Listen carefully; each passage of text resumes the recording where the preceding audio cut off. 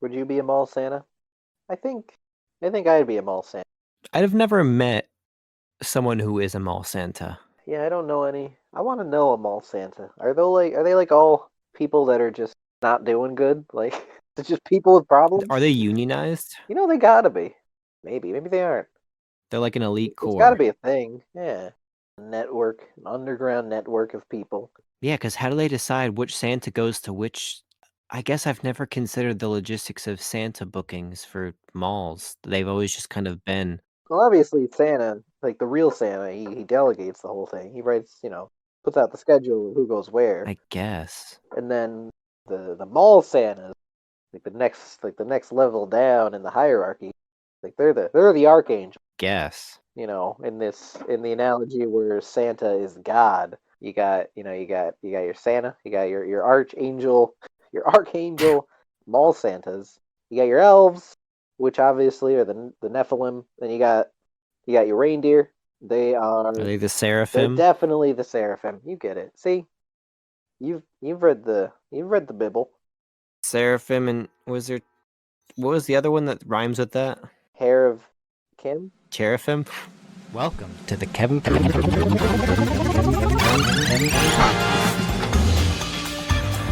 Kevin Kevin Kevin Kevin Kevin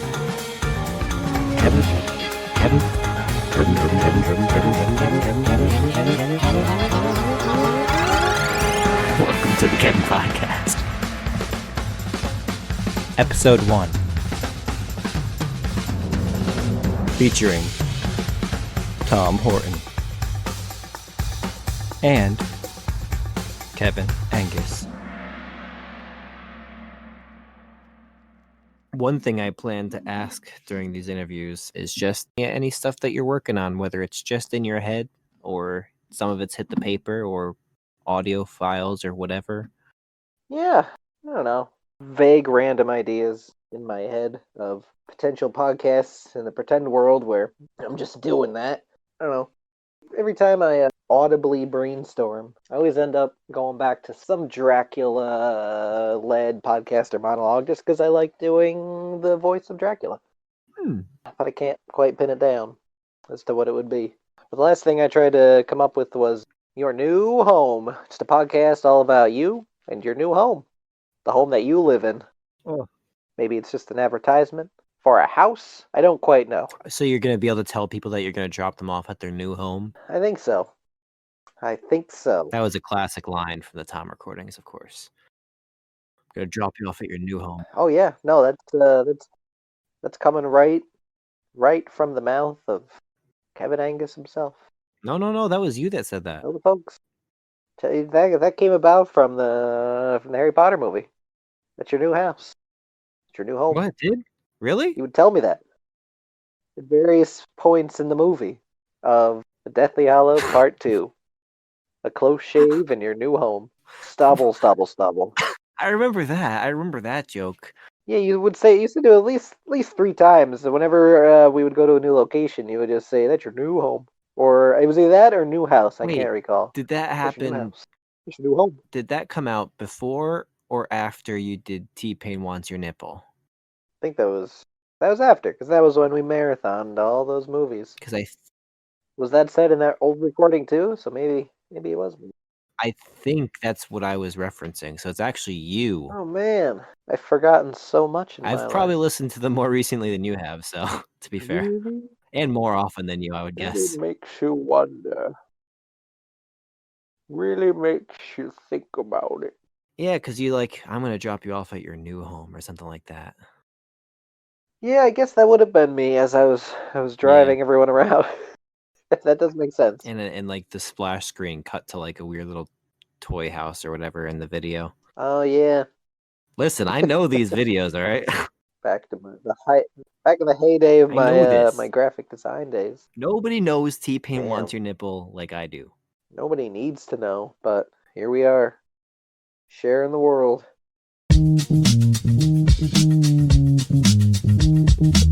When you're describing a customer at the bank, what do you call them? Not customers, bankers? No, you're the bankers. My lords, call them lords. They are members. Oh, members, of course, of course, of course. Upstanding members of society.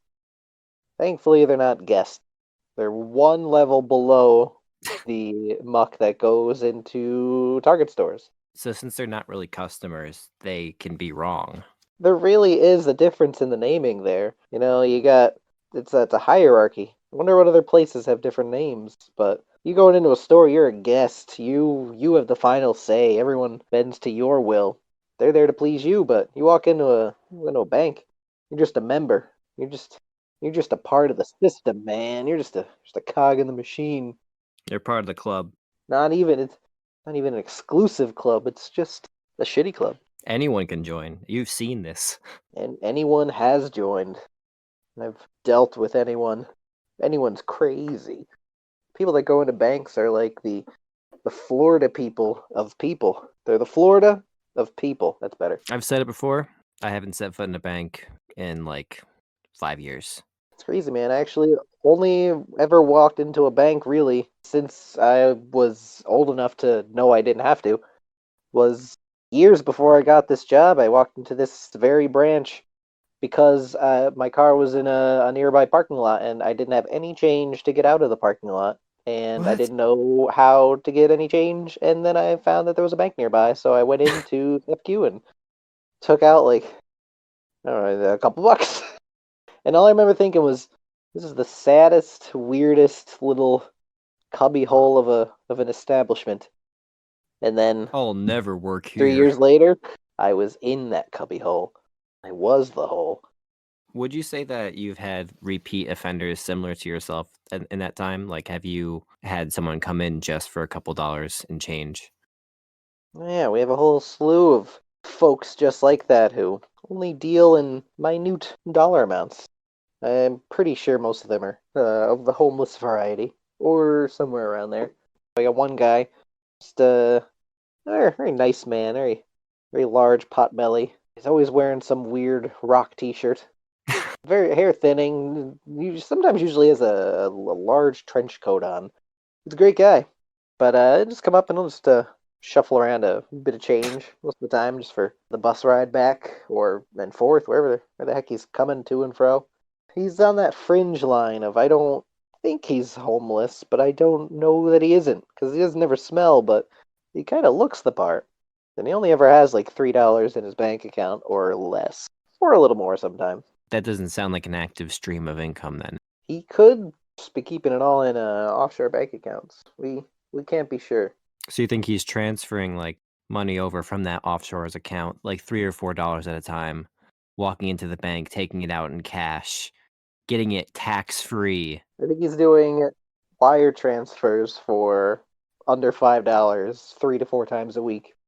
And he's paying $28 for each wire transfer because they're expensive to do. I was going to say. But, that's what he's got to do in order to stay anonymous. Hey, how's it going? Just want to take out $2. Thanks. Have a good one. And that's what he sounds like. You are listening to the Kevin Podcast. It's fun to become these people. I mean, they give you plenty to work They with. give me too much to work with. I don't want this constant stream of material. I'm just trying to get a paycheck and go home. But I can't, because everyone's a weird character. They all have a story to tell. They've all got, some joke that you got to be in on. I mean, you've always attracted these kind of people. Yeah, I don't know why. Maybe I cursed myself that one time that I gave a ride from one gas station to another to that one random passerby, because he caught us all off guard. Yeah, you want to go to Columbia Street. I think that was you, me, and some girl I met online. And Yeah. I saw her maybe once more after that. Nope, actually, I don't even think so. I think that might have been the last time. Sorry, Julia.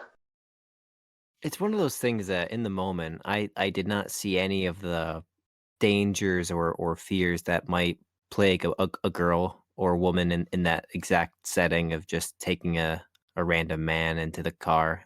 I'm pretty sure, because she was sitting in the front seat, so he sat in the back seat with me. Yeah, I believe so. So there was a bit of a barrier. So that makes it fine.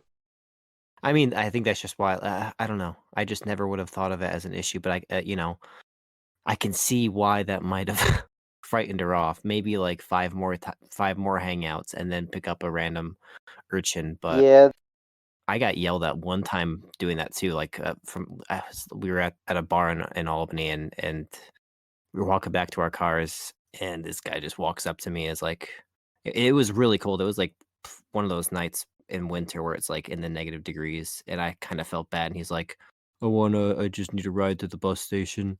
I've heard them all before, and that's not the first time I've heard the ride to the bus station, but it was cold.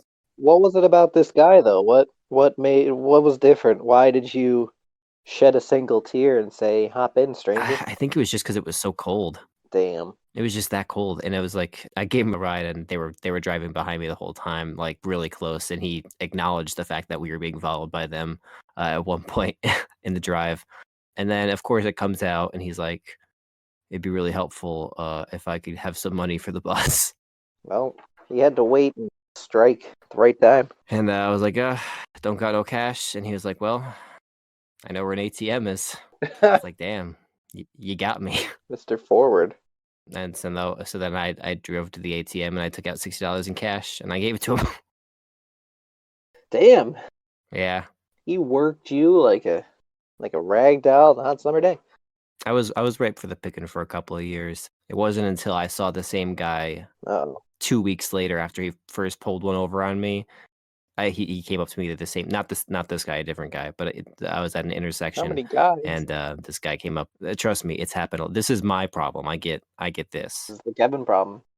Too many guys. So the second time this happened, I don't even bother with the first time. It was like the classic. My car ran out of gas, and I needed some cash to go buy gas.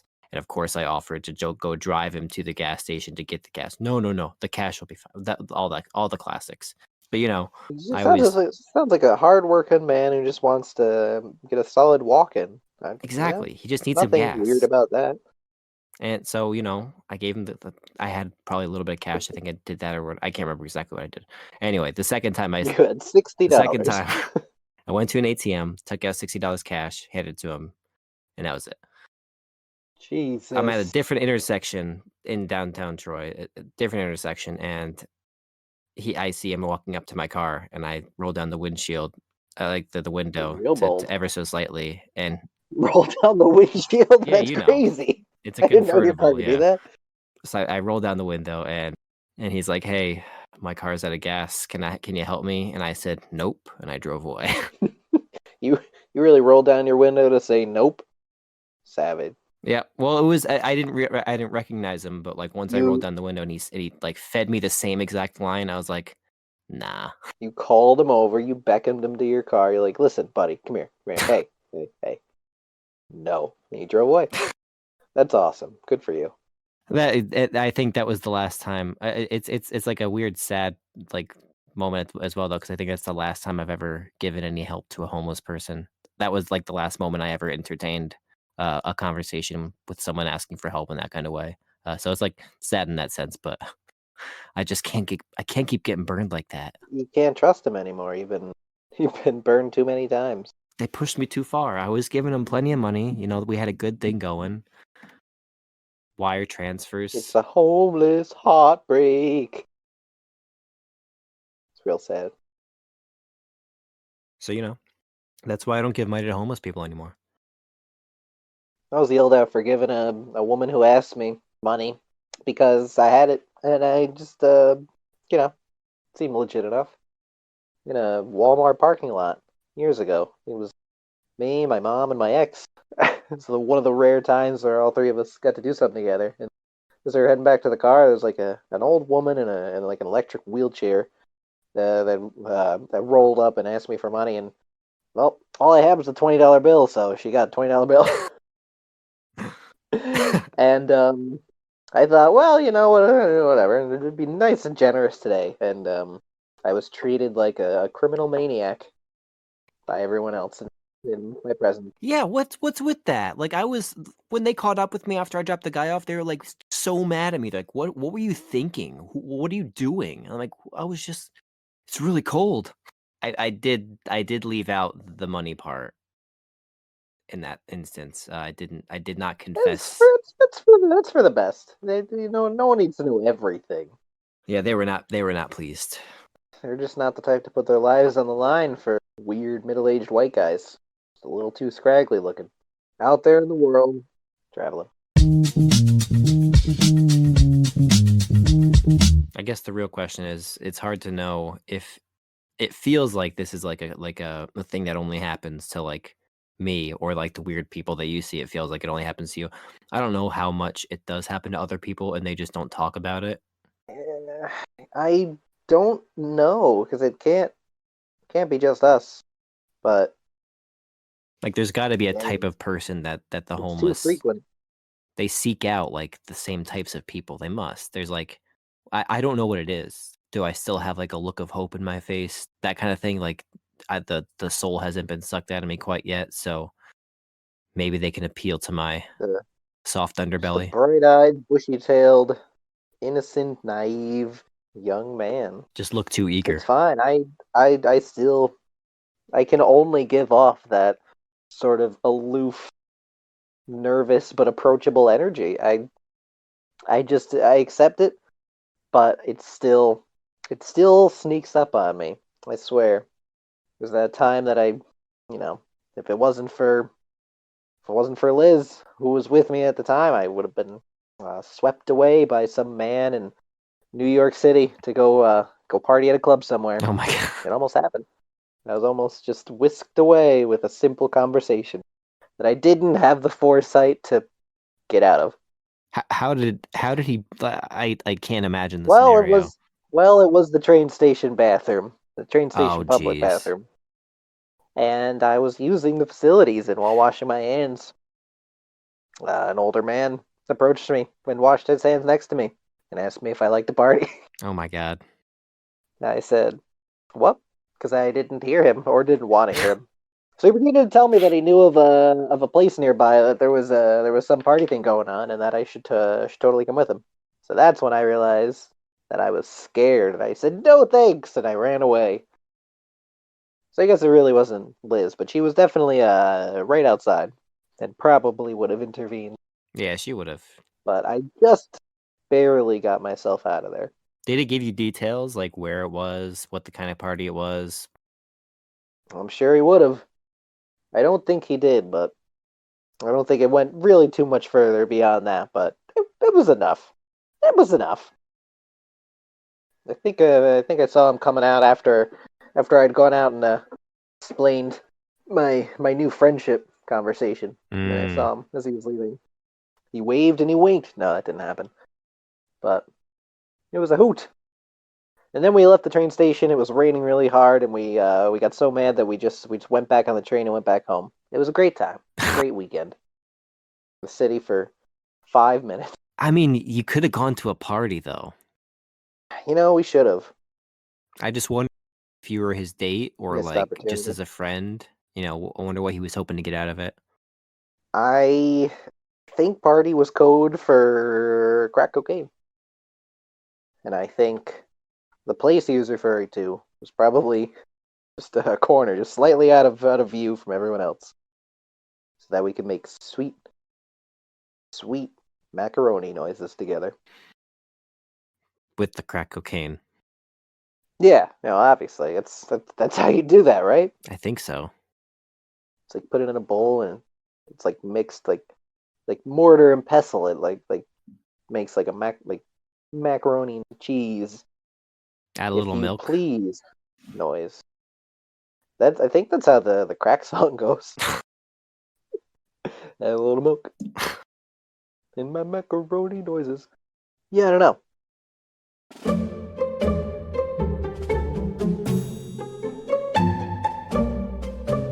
Welcome to the small talk segment. Do you know why the sky is blue? Nope.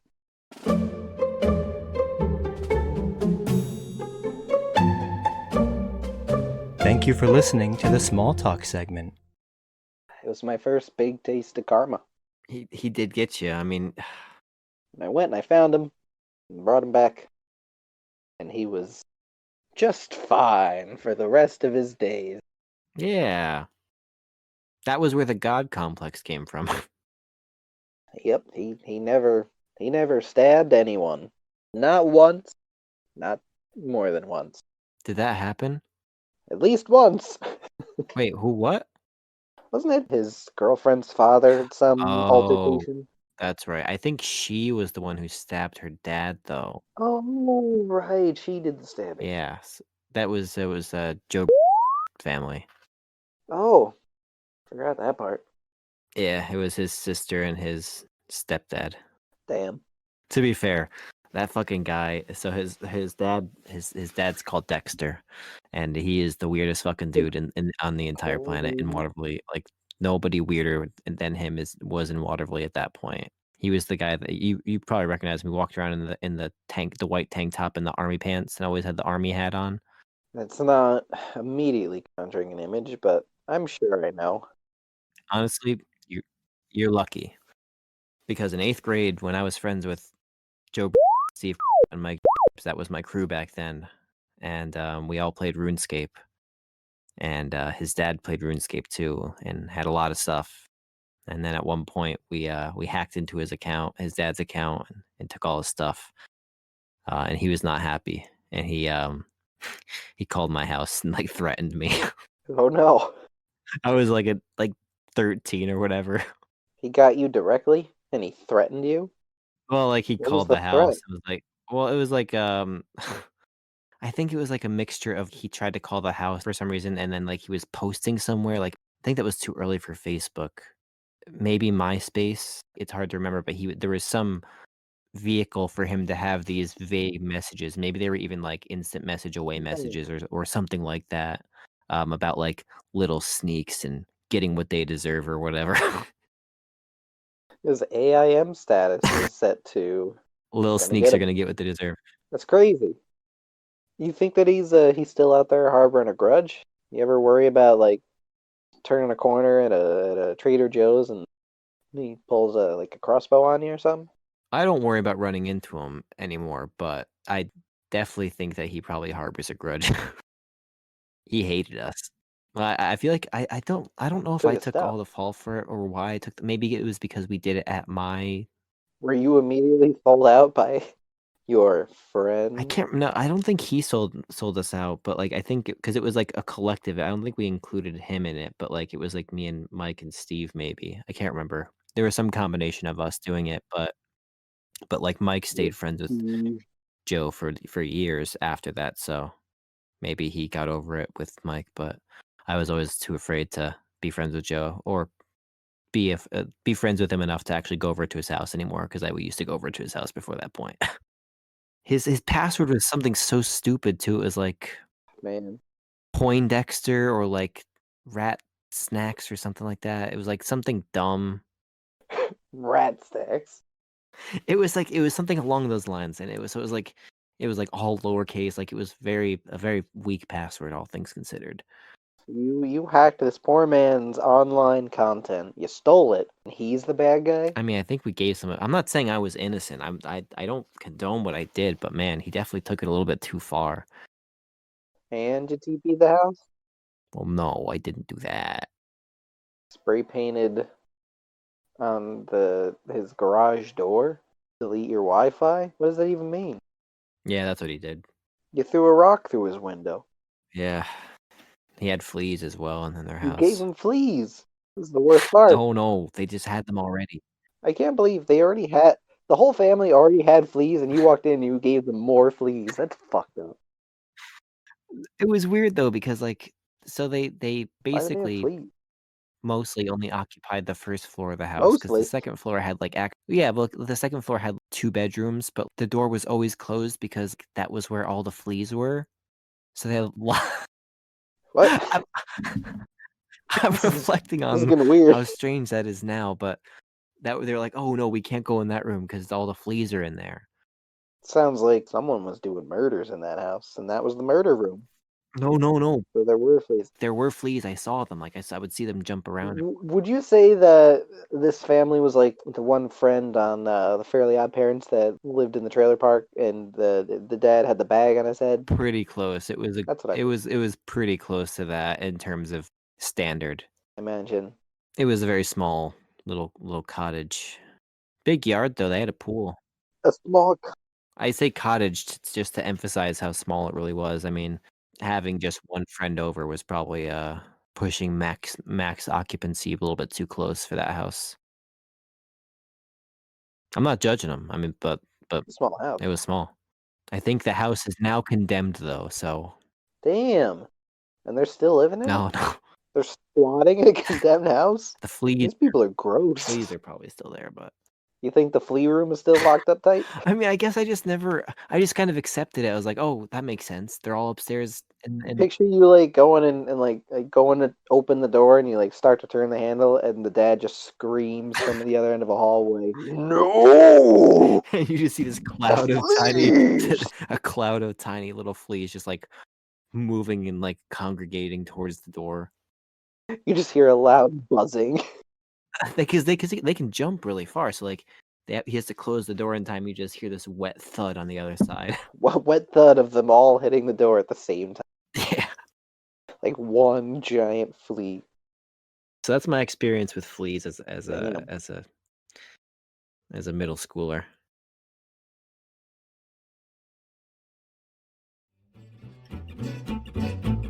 Thank you for listening to the Kevin Podcast. I've never had fleas. I can't say that I have either. I've had cats with That's fleas. surprising, only because the cats go out. No, that's what I mean, like having your animals get infected with them. I don't get fleas. I'm immune. No fleas for me, please. You get that little flea supplement stuck to like the back of your head like they do for cats too. Yeah, it's like a patch. Apply directly to the base of the forehead. Yep, no fleas. Not a one. Not never. That's impressive. Yeah. I don't know if I believe you, honestly. I have no reason to ever lie about it. No reason at all. There's not like a CPS version of cats where like if your cats get reported as being flea ridden, they can take your cats. You think it's funny threatening me like that? You're gonna call the CPS on my 27 cats? This is outrageous.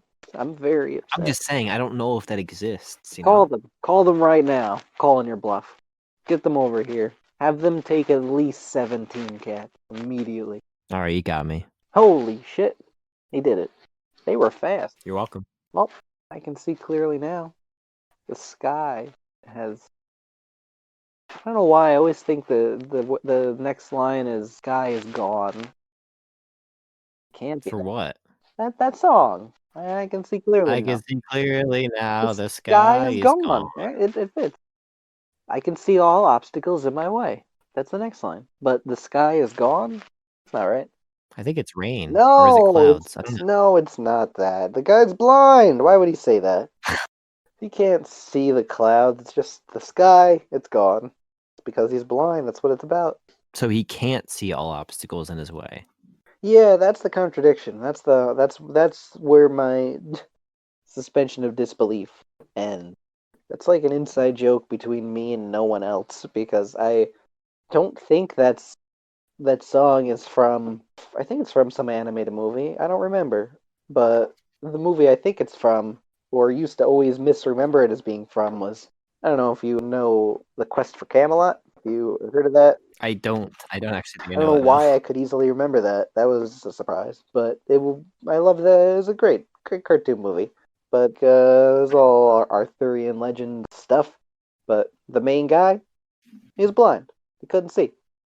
And it was like one of those musical cartoons. It wasn't Disney, I don't think.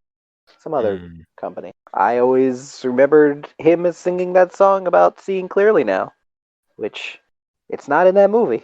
And it doesn't make sense because he's blind. Not 100%. We'll never be 100% sure on this. It's like the Mandela effect for just me. You're the only one that thinks of that movie. This is my Berenstein Bears. This is my cross to bear.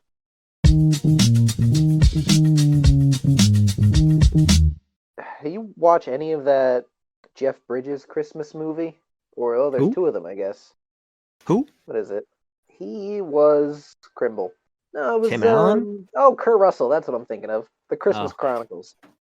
I have no idea what you're talking about. I said Jeff Bridges. Kurt Russell was the dad in the second Guardians of the Galaxy movie. If you saw that. Oh, okay. The old man. Famous older actor, big old beard usually. Yeah, He always yeah, has like the cool hair going on. Well, he was Santa Claus in these two movies for Netflix that were, I would say, piles of Christmas poo poo ding dong. But for whatever reason, they were popular. I mean, he looks like a cool Mr. Crinkle, but Poo poo ding dong? poo poo ding dong, you know, two pinkies, eyes wide shut, halfway down, rating online. It was that bad? A movie stinks. I don't know. I think they were terrible, but people liked them. I didn't see the second one. I don't know. That's weird CGI elves. Second one came out in 2020. First one was like 2 or 3 years ago, but I only bring it up because the fascinating thing about it, they're these like clearly whatever cash-in B-movie Christmas movies with a big budget because it was Netflix, but he wanted to put his all into being Santa Claus, and he wanted that to be like his last movie role. This man wants to retire. His legacy. He wants to retire after. So apparently he was going method and just staying in character as Santa Claus and just being as serious about it as he could, and just put his all into these two silly, forgettable movies. And I just love that he was like, "This is my Avengers. This is my Marvel." Thanks for listening to the Kevin Podcast.